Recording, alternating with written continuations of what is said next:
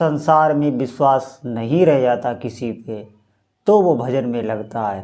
बहुत ध्यानपूर्वक सुने आप, और निश्चित ही आप अगर इस मार्ग में आगे बढ़े हैं, आपने अगर ऐसा दृढ़ निश्चय कर लिया है कि मुझे अब भगवान का नाम जप करना है, तो इतने विश्वास मात्र से आपका कल्याण हो जाएगा। आप निश्चिंत रहिए। भगवान के नाम की इतनी महिमा है, आप सुनते भी होंगे, बहुत जगह से हो सकता है आप भगवान के नाम की महिमा को आपने सुना होगा। लेकिन एक बात आप ध्यान रखें, प्रभु का नाम जप जितना अधिक आपके हृदय में भगवान के नाम के प्रति विश्वास होगा, उतना ही ये तीव्रता से कार्य करता है।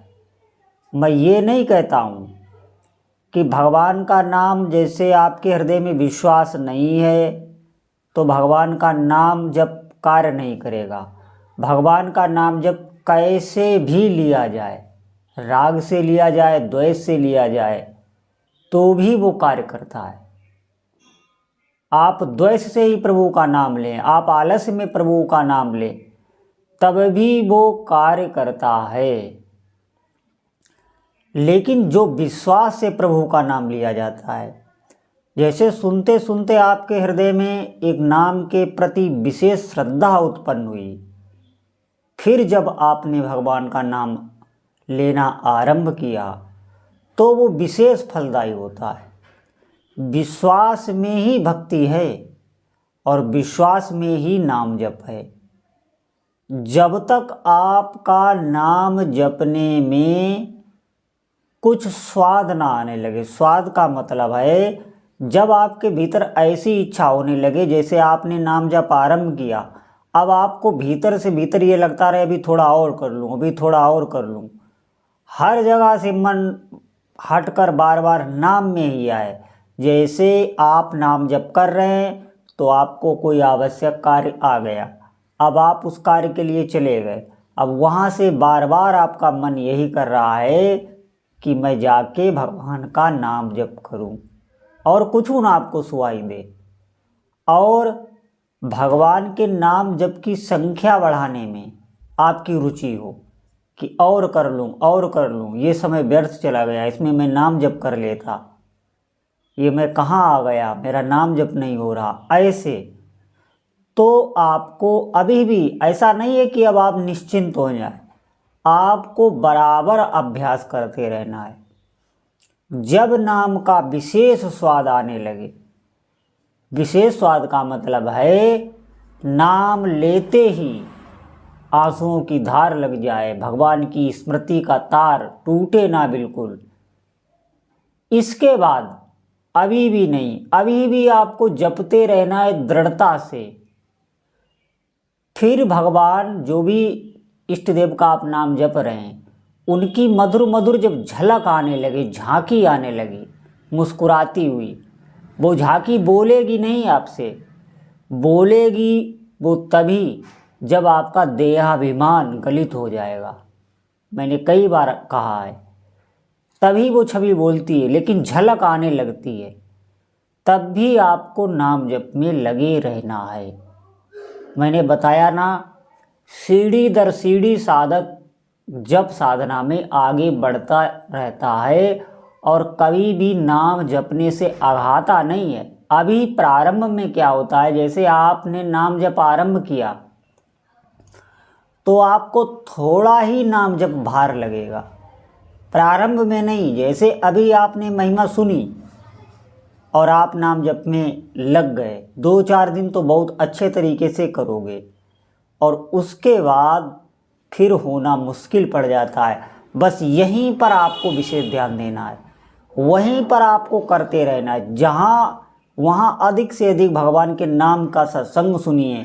देखिए, जब नाम निष्ठा का आप सत्संग सुनेंगे तो उससे उत्साह बना रहता है, वहाँ पे छोड़ना नहीं है। जितने भी साधक सुन रहे हैं, किसी को भी नहीं छोड़ना है, जब आपको ऐसा आलस्य आए, नाम जपने में आलस्य आए, बार बार मन भगाए, ज़बरदस्ती कर रहे हैं फिर भी मन नहीं लग रहा है, आपको अपनी दिशा बदल देनी है। जैसे आप बैठ के कर रहे हैं तो आप खड़े होकर चलते चलते जपने लग जाइए, आप सत्संग सुनते हुए जपने लग जाइए, थोड़ा दूर रुक के आप भगवत सेवा के और कार्य करने लीजिए, नाम गाने लग जाइए, नाम का कीर्तन करने लग जाइए, नाम लेखन करने लग जाइए, फिर देखें आपका मन फिर लगने लगेगा।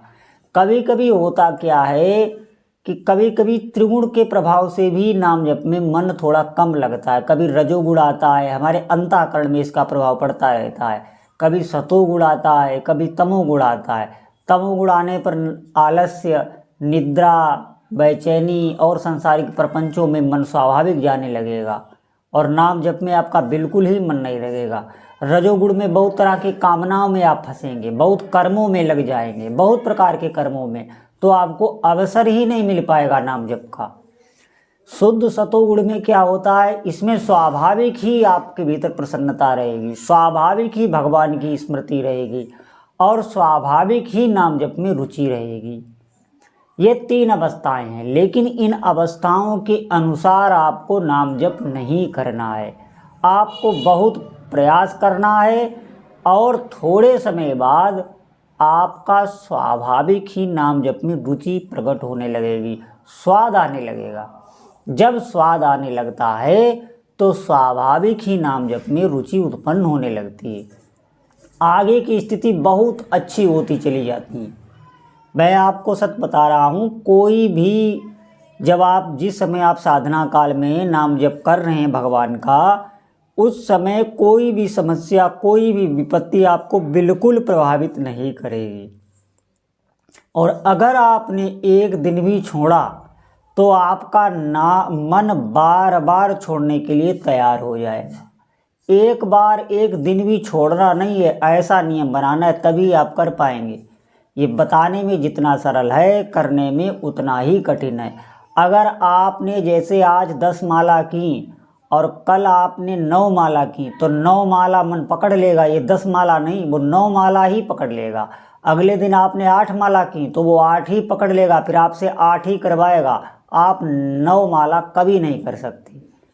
अगर आपने एक दिन बिल्कुल छोड़ दिया तो निश्चित मानिए फिर आपको छोड़ना पड़ेगा, वो छुटवा देगा मन, क्योंकि वो आप नाम जप मन कभी नहीं हजम करता।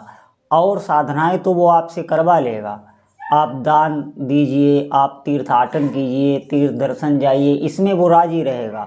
आप गंगा स्नान चले जाइए, और भी कई तरह के धार्मिक अनुष्ठान हैं, उनमें वो विरोध नहीं प्रकट करेगा, लेकिन नाम जप में वो विरोध प्रकट करने लगता है। अच्छा ही मन को नहीं लगता, क्योंकि नाम जप मन से जितनी भी गंदगी है, जो भी कर्म संस्कार हैं, उनको हटाता है। तो इस मन को जलन होती है, क्योंकि जो भोग भोगे हैं उनका दंड भी ये मन दिलाता है आपको। और नाम जब वो कर्म हटाता है तो दंड मिलना, जो कर्मों के भोग हैं, वो आपको ऐसे समझ लीजिए 100 में 20% ही भोगने पड़ते हैं। भोगने तो अवश्य पड़ते हैं, ये बात सभी संतों की सत्य, शास्त्रों की सत्य है, लेकिन 20% ही आप पर प्रभाव आएगा। और बिल्कुल आप आनंद से सभी भोग जितने भी कर्मों के हैं पूर्व जन्मों के, वो बहुत भगवान की स्मृति पूर्वक आप भोगते चले जाएंगे और नाम जपते चले जाएंगे। जीवन पूरा धन्य हो जाता है। लेकिन मन, यही मन आपके भीतर विरोध प्रकट करेगा। इसीलिए मैं कहता हूँ, नाम जप के लिए सत्संग परम आवश्यक होता है। और जब तक आपकी निष्ठा ना बन जाए, जब तक आपकी रुचि ना बन जाए, जब आपको ऐसा लगे कि भोजन छोड़ सकता हूँ, नाम नहीं छोड़ सकता, जब आपको ऐसा लग जाए कि प्राण छोड़ सकता हूँ लेकिन भगवान का नाम नहीं छोड़ सकता, तब अब आई निष्ठा की बात, अब काम बन गया। लेकिन जब तक निष्ठा नहीं आई तब तक अभ्यास करें। बिल्कुल आप परेशान ना हो, कहीं मत जाएं, जाने की कहीं आवश्यकता नहीं है। आप सिर्फ वाणी सुनिए और अपने हृदय में प्रभु की स्मृति बनाए रखिए। आप नाम पर विश्वास कीजिए, नाम भगवान से ही आप प्रार्थना करिए। कई बार मैं बता चुका हूँ, आपको किसी से प्रार्थना नहीं करनी। जो भगवान नाम जब आप कर रहे हैं उन्हीं नाम भगवान से आप प्रार्थना कीजिए, आपकी सहज ही नाम में रुचि होने लग जाएगी। देखिए, दो तरीके का भजन होता है। एक तो होता है अपने अहम से कि मैं कर रहा हूँ, मैं इतना नाम जप करूँगा, मैं ऐसे करूँगा, मैं इतनी साधना करूँगा, ये अहम से होता है, ये तो छूट सकता है। एक भजन होता है कृपा से, जैसे आपने भगवान से विनय की, प्रार्थना की, बार बार भगवान से प्रार्थना करते रहते हैं तो आपका भजन बढ़ा। अब वो भजन आपका कृपा से बढ़ा, आप प्रार्थना करते रहिए और भगवान का भजन करते रहिए। कृपा से जो भजन होता है वो कभी छूटता नहीं है। ऐसी स्थिति जब आने लगे कि नाम जपते ही आंसू की झड़ी लग जाए, भगवान की स्मृति हो जाए, भीतर व्याकुलता प्रकट होने लगे, तो समझिए कि अब कुछ कुछ नाम का फल मिलने लगा है।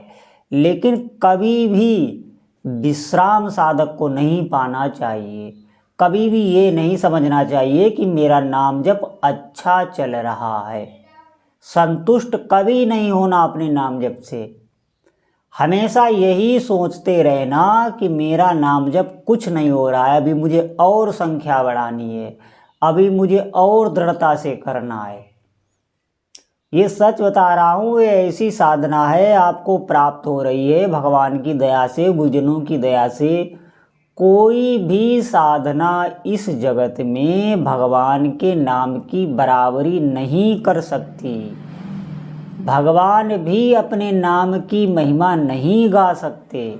आप समझें, भगवान इस नाम के अधीन हैं, प्रभु अपने नाम के ही अधीन है। कोई भक्त निरंतर अगर भगवान का नाम जप कर रहा है तो वो ये हृदय में हमेशा विश्वास ऐसा रखे कि जब प्रभु का आप नाम ले रहे हैं तो वो साक्षात आपकी जिह्वा पर विराजमान हैं। नाम पुकारने से ही प्रभु जाते हैं। कभी भी प्रभु को आप पुकारे ना तो प्रभु नहीं आते। नाम जपने का मतलब है पुकार।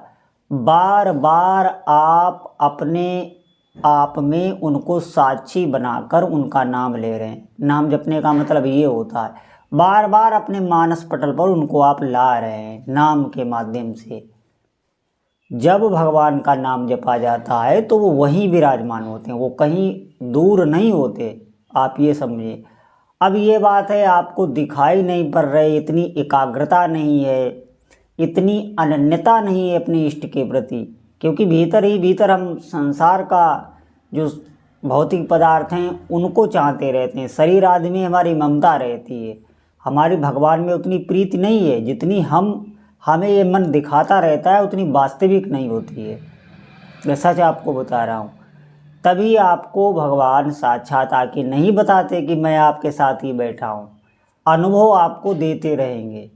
और जिस दिन आपके हृदय की स्थिति ऐसी हो जाएगी उस दिन साक्षात भी अपने भक्तों के साथ प्रभु लीला कर जाया करते हैं। जो उनके नाम के आश्रित बैठा है, चाहे वो कहीं जंगल में ही क्यों न बैठा हो, किसी गुफा में बैठा हो, वहाँ भी भगवान जाके उस भक्त को निहाल करते हैं।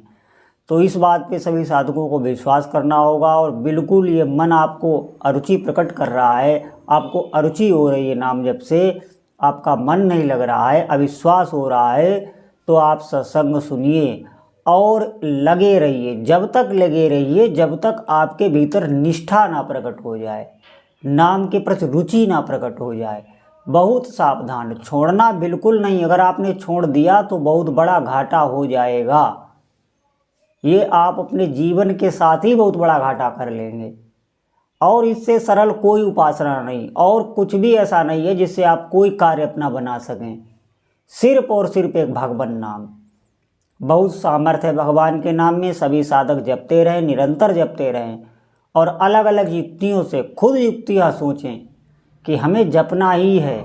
जैसे आप अपनी सांसें लेते रहते हैं, सांस ना मिले तो व्याकुल होने लगते हैं, ऐसे ही भगवान के नाम को समझिए कि नाम ना लो तो व्याकुल हो जाओ।